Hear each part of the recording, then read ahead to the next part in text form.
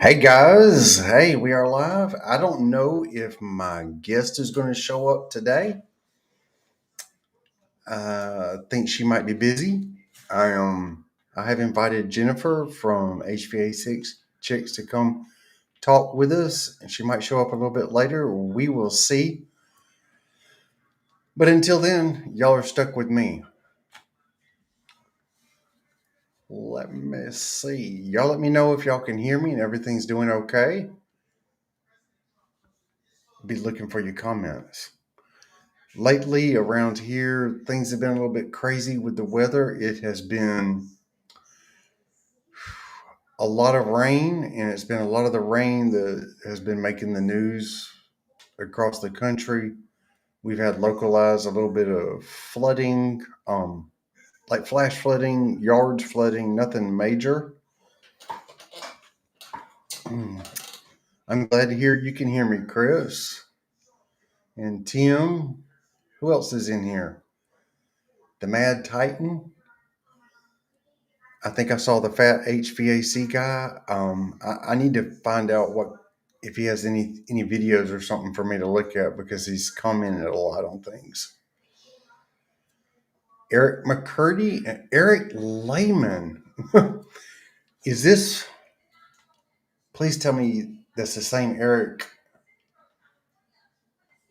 No, that can't be the same Eric that I know. You have a similar name. There's a Eric that manages a Baker Distributing here, and he has a very similar name. Hey Tony, yeah, I invited Jennifer from HVAC Chicks to come on. I think something's come up in her schedule. She hadn't been able to make it. Maybe we can reschedule and try to get her on another time. I was excited about being able to talk to her because she seems to have a lot of book knowledge about HVAC, and I wanted to ask her about her background and what was going on. So if she comes on, maybe we can do that today, or we may reschedule her for another time. El Caballo. Thanks for letting me know you can hear me. Um, the Fat HVAC guy. Do you have a YouTube channel? I need to look it up to see if you do. Can't be a bad guy with a name like HVAC guy. No. Oh, okay, Eric. You're friends with Jake. There is an Eric here that manages our Baker Distributing, and if he doesn't have the same last name, it is very close. Hmm. Well, guys, I hope none of this crazy weather has been affecting any of y'all out there as far as flooding, or there's like all kinds of fires and hazy smoke in the news. I'm sure the smoke has affected some of y'all. I hope the flooding has not. So down here we don't see any effects from the smoke. The only thing Georgia's been in the news for is for some kind of shooting. I'm not real sure. Somebody asked options trader Dan. I don't know what happened to John Israel. I don't know. I thought I knew. I thought he was going through some hard times, but I don't. I don't know. I don't know what's going on with him. I have no idea. I'd like to know myself. He kind of helped inspire me to start my channel.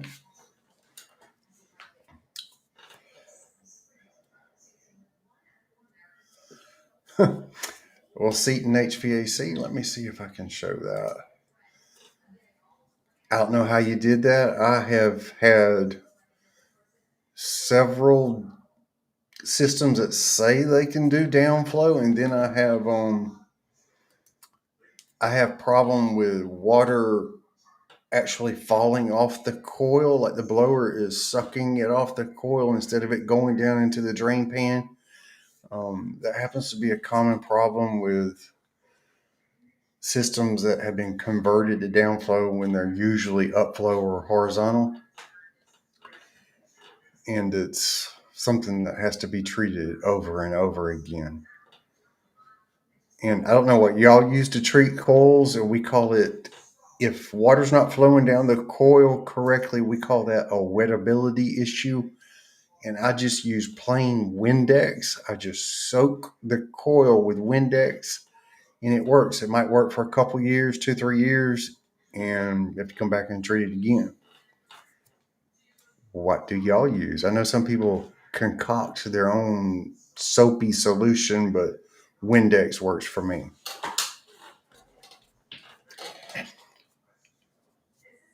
Ohio, boring as always. One of my few college degrees comes from Ohio University. Let me see. You can see it in the background right there. I actually have never been to Ohio. I got it through distance learning, and yeah, that's the way I got it. But they are sort of my alma mater. Well, guys, the video I had today, I used one of those Turbo 200X capacitors to get somebody through. I needed a 70 and 10, but man, those capacitors are expensive. I left it on there and I charged him the going price for one of those, and he was more than happy to pay it. But man, that's expensive when you have to pay like $100 for a capacitor. The charge on the other end is steep.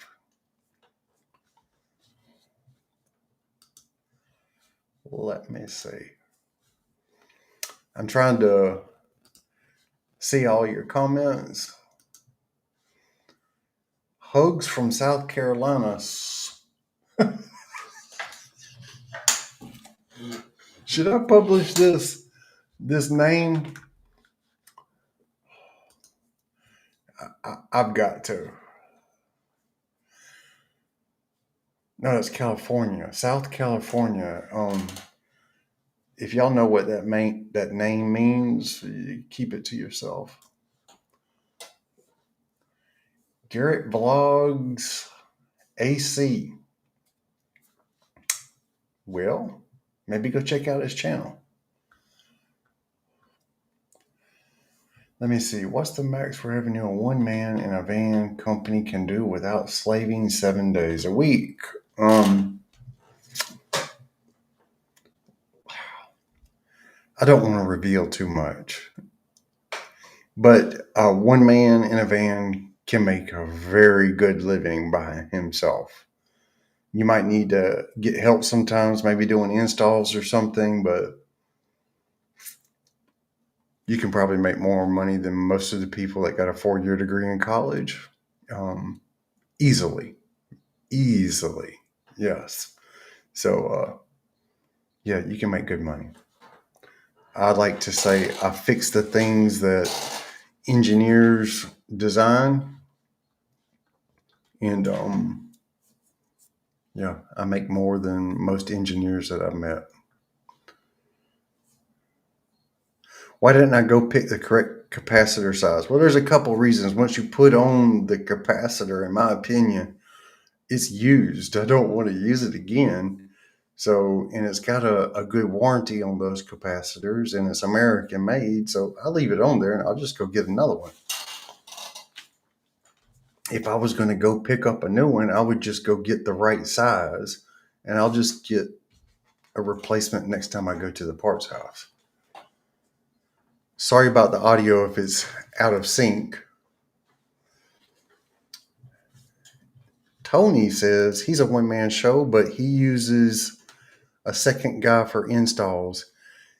I have found that I kind of have to do something like that, because spending 6, 7, 8 hours in one spot means I can't be catching calls that are coming in throughout the day, or so yeah, I need help with installs.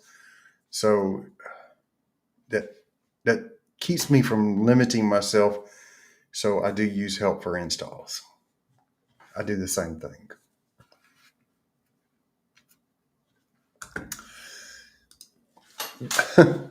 Okay, fat HVAC guy. I was never a paramedic. I was a basic EMT. That was part of some of what I was doing when I was trying to find what kind of career I wanted to get into. But those guys don't make any money. No, no, no, no.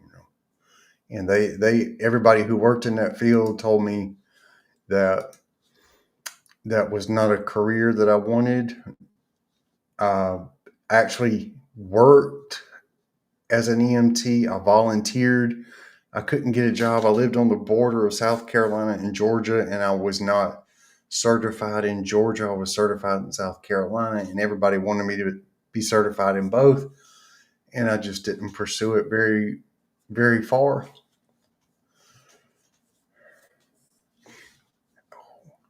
Let me highlight this one real quick. Yeah, I would like to offer the Gree Inverter package unit. It's about time somebody came out with an inverter package unit. So yeah, I'm glad to see it.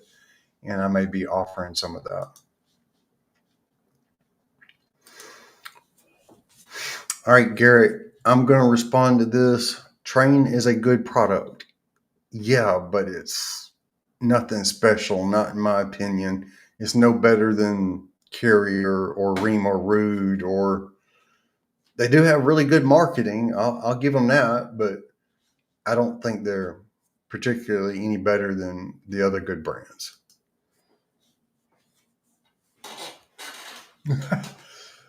Well, when I volunteered as an EMT, there were a couple of times that we had to wait for the police to secure the scene before we could do anything. It's like we show up and you don't know if somebody in there's got a gun or what, but we would have to wait.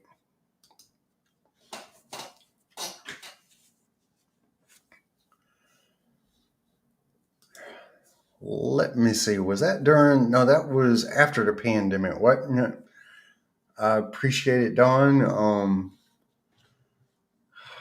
Are you involved with HVAC at all? Oh, you do. Here it is. HVAC Controls. One of the big companies that I used to work for. It was one of the biggest companies here in town. They used to have a controls division, and then those guys left and started their own company. So I wanted to get into controls while I was there because I understood them. I just didn't get to work on them very much. Um, but that never happened. The closest thing to controls I see is if I do a commercial call and it's got some kind of fancy control board on it, sometimes Johnson control boards on them or something like that, with a ribby relay or something like that. That's the about as deep as I get into it.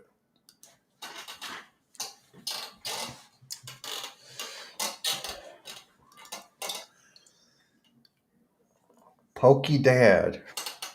The guys who work for police deserve just as much of a thanks as our military does, because I honestly believe those guys are in more danger than our military is overseas sometimes, especially around here.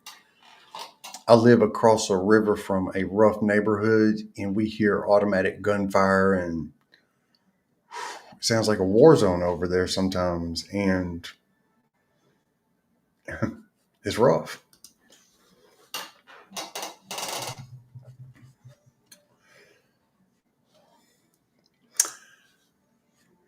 All right, pink guy. I hope you don't dress like that if you intend to work. But yeah, you can use a beater truck, but please try to make it temporary. If you show up in a beater truck, people aren't going to expect great things, and they're not going to expect a big price tag. If you show up in a nice looking vehicle, they expect professionalism and they expect to be charged accordingly.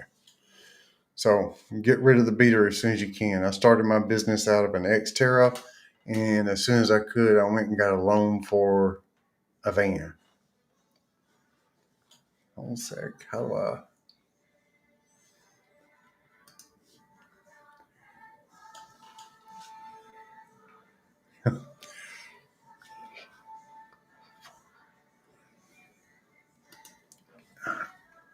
Well, Chris 407C does require an oil change, so MO99 is my go-to. And in fact, it does very well. It does better than the 422Bs. So I use the MO99.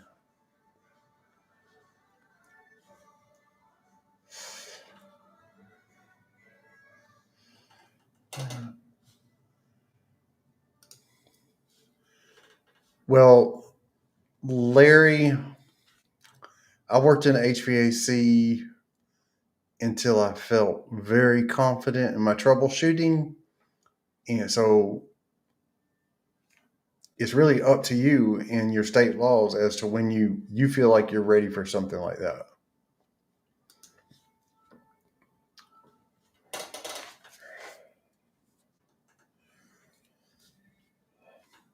Well, El Caballo, I have not tried to retrofit into R32. Are you speaking about stuff that is R454 and retrofitted for 32? Or are you talking about retrofitting existing R22 systems to R32? Thank you, Timmy.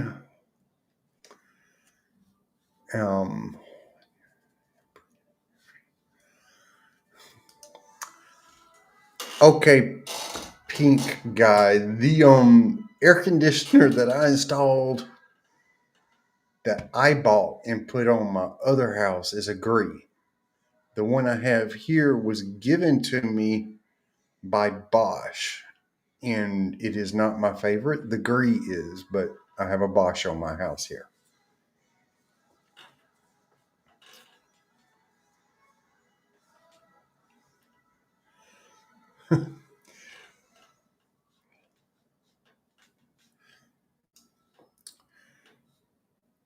All right, Javier.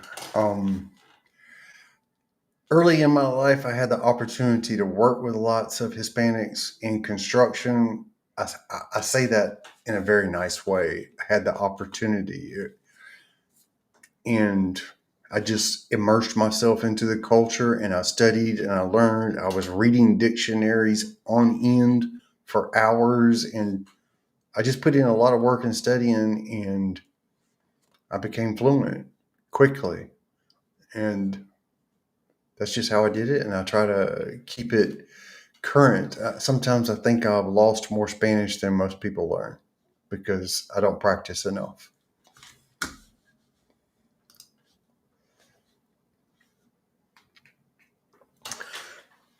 All right, retrofitting R22 to R32. I don't know if you're talking about changing a condenser in a TXV or something. If that's the case, no, I haven't done that.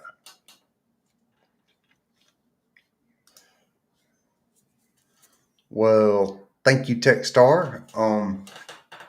I'll be honest, tonight I'm probably going to keep it kind of short. I was hoping to have our guest with us because I had a ton of questions for her, and I'm going to have to reschedule it. Garrett, are you just getting started as an HVAC technician, or do you want to be one? If you're just getting started, best of luck. Work hard, learn everything you can.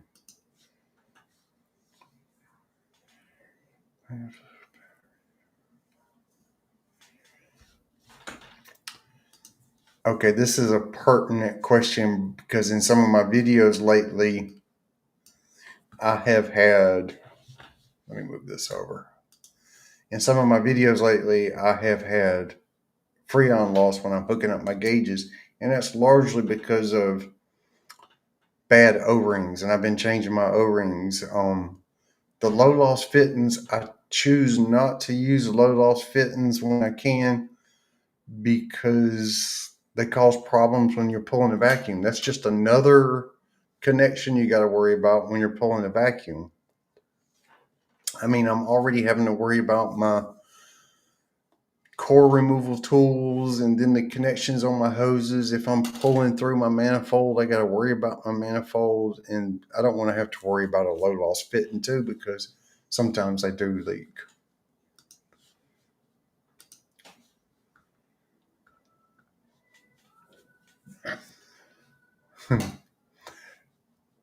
I have heard that some drop-ins or some replacements for R410 are already on the market. I haven't seen any myself, but I'm hearing that they're already making them.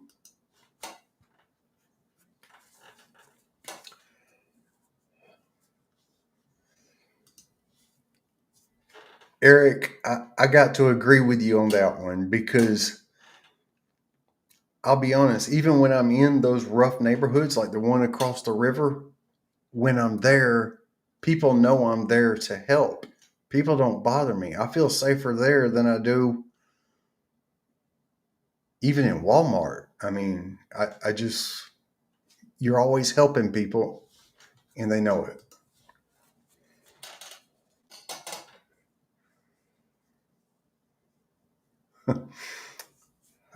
Yeah, I'm known for saying lovely when I see something. My granddad used to say, "Well, I'll be John Brown." That was his thing.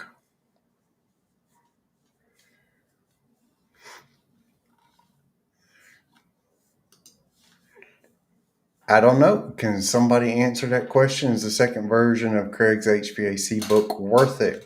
The only book of his that I have was on the mini splits. Went over some inverter technology, went over the electronic expansion valves, and there was a lot of that I knew, and there were some good things in there that I didn't know. So his books are very thorough. I don't think it's a bad buy if you do buy it, even if you have the first one.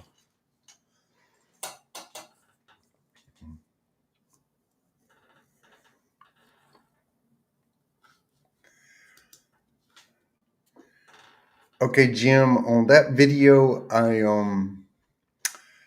I had to pull. I was having a lot of trouble pulling the vacuum, partially because of my um, valve core removal tools, and I had to use one of those adapters on the valve core removal tool that I did have. So I didn't show everything, no, but I did get it down into a good vacuum, and I swapped over and got the other one down into a good vacuum. Sometimes I just wish they'd make it real easy to pull a vacuum. Make me a valve core removal tool like the Appion that has a 1/4 inch end on it, so I don't have to use the adapter when I'm doing a mini split to pull a vacuum. And that's what I had. I had the Appion, but it was leaking, so I was having a rough time that day.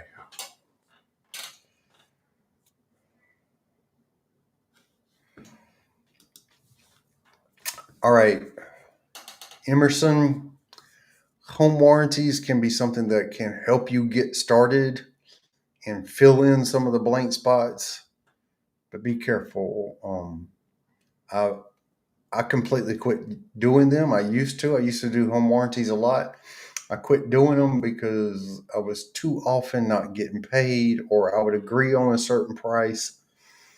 And then when I go to bill out, I realize I can't bill out for that amount, and I have to call in and spend another 45 minutes on the phone to get the right price. And then they make you feel like you're overcharging them, or something's not covered and you're the bad messenger.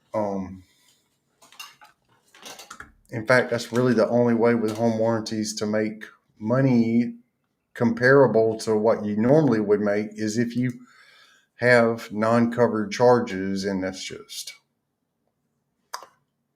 I felt like it makes you the bad guy. You've got to tell the customer it's not covered. A preventive maintenance, a drain's not going to be covered because it's a preventable problem by regular maintenance or something like that. And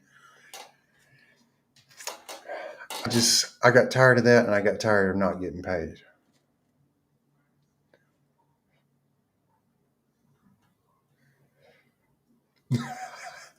Uh,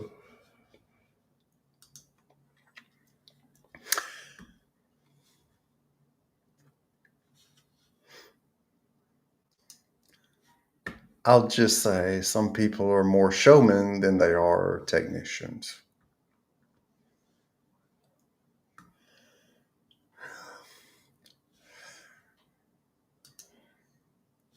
It looks like Rudy's in the house. I'm still halfway hoping that Jennifer can show up, but it don't look like she's going to make it. Guys, I've been waiting on a delivery to show up, and hopefully it'll show up tomorrow. And it might make a difference on my video editing. So I was really hoping to get a hold of it. Um, I ordered a really nice computer, and I was hoping to get a hold of it soon. And it may help me do some high quality editing. So I was looking forward to it. Maybe tomorrow. Well, guys, because we don't have a guest, I'm going to cut this one short, and I'll try to reschedule Jennifer. I do appreciate y'all hopping on and all the questions, and I'm gonna try to come back next Wednesday. I'll try to come back next Wednesday to and maybe have another guest for you. It's always easier to do one of these lives if you have a guest, someone to talk to, instead of just reading comments and responding to y'all. But I do like doing that as well. It's a chance for me to interact with y'all.